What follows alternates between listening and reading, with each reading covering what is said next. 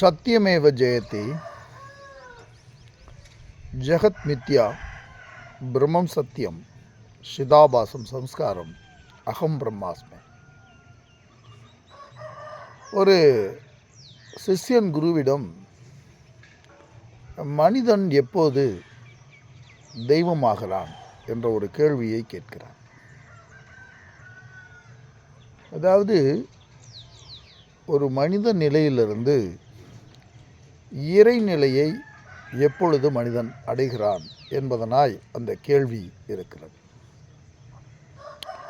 அப்பொழுது குரு அவனுக்கு அதற்கான விடையை பகிர்கிறார்.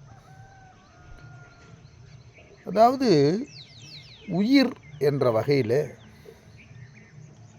அனைத்து ஜீவன்களிலும் அடிப்படையாக இருப்பது அந்த பிரம்மம்தான் உயிர்ப்புத்தன்மையோடு இருக்கிறது. அந்த பிரம்மம் என்ற உயிர்ப்புத்தன்மை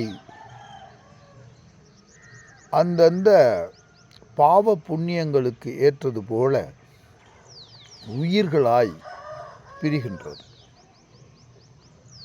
இப்போ இந்த பாவ புண்ணியங்கள் எப்பொழுது தோன்றின என்ற கேள்விக்கு பதில் இல்லை. ஏனால் அது ஆதி தொட்டே வந்திருக்கிறது. அதை ஒரு வகையிலே மாயை என்றும் நாம் புரிந்து கொள்ளலாம். அதை ஒரு வகையிலே நாம் மித்யா என்ற வார்த்தையிலும் நாம் புரிந்து கொள்ளலாம். ஏன்னா அது எப்போ துவங்குச்சு அப்படிங்கிற கேள்விக்கு பதில் இல்லை. ஆனால் அறிவு வந்துருச்சுன்னா அது இல்லாமல் போய்விடும்.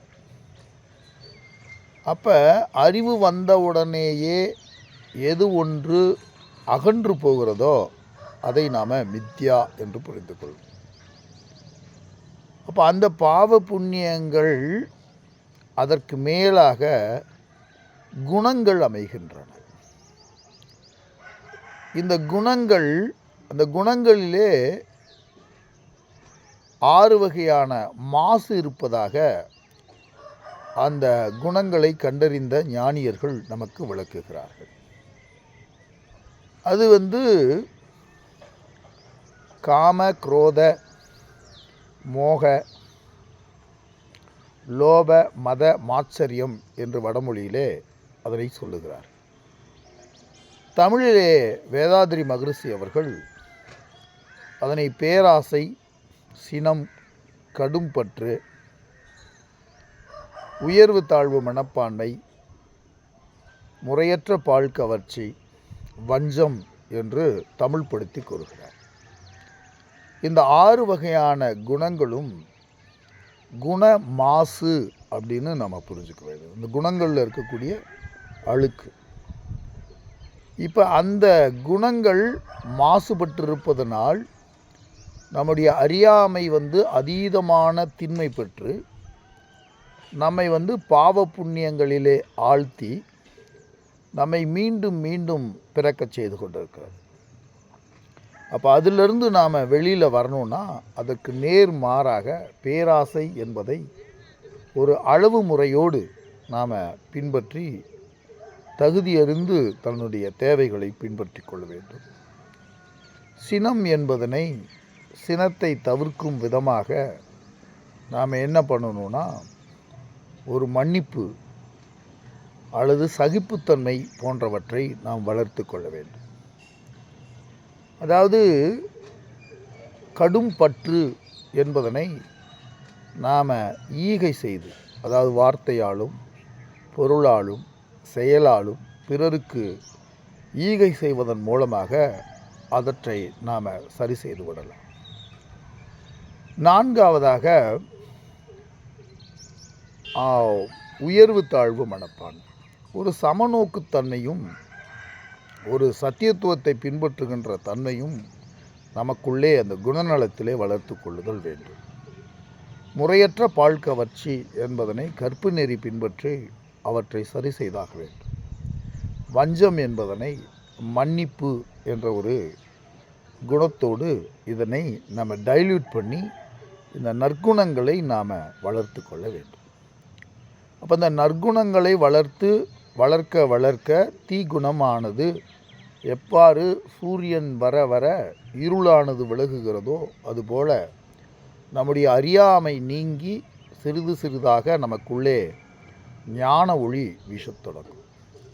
இப்போ அதுக்கு பின்னாடி நாம் அந்த ஞானத்தின் உதவியாலே நாம் நம்மை கண்டறிவோம். அப்போ நம்மை கண்டறியும் போது நாம் இந்த அறியாமை நீங்கிய நிலையிலே இருக்கின்ற அறிவு சொரூபம்தான் நான் என்பதனை ஒரு மனிதன் எப்பொழுது புரிந்து கொள்கிறானோ அப்பொழுது அவன் மனித நிலையிலிருந்து அவன் தெய்வ நிலைக்கு மாறிப்போகிறான்.